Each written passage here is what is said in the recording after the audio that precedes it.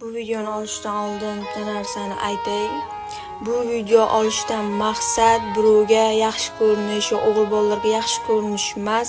Prosta qandaydir meni asabim buzildi shu videoni ko'rib. To'g'ri, hozir qizlar negativlik qiladi kommentda. Endi ko'ramiz.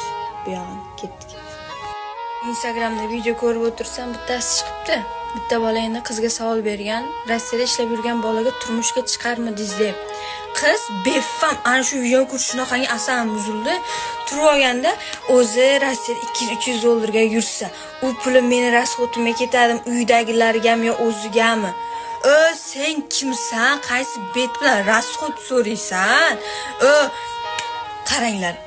O'g'il bola o'zini yaxshi ko'raman, olaman degan qiziga o'zi bilib rasxot qiladi. Qiz bola so'rash shart emas.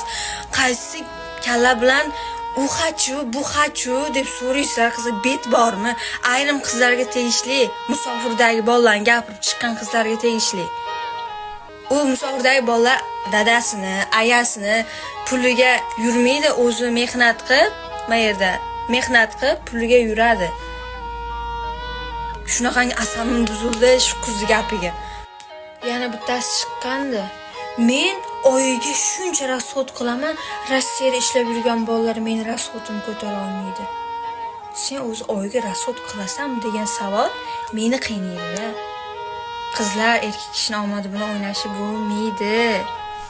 Erkak kishining omadi bilan o'ynashib bo'lmaydi.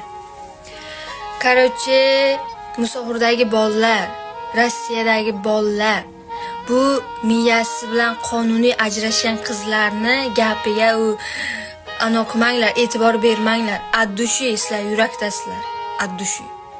O'sha gap musofir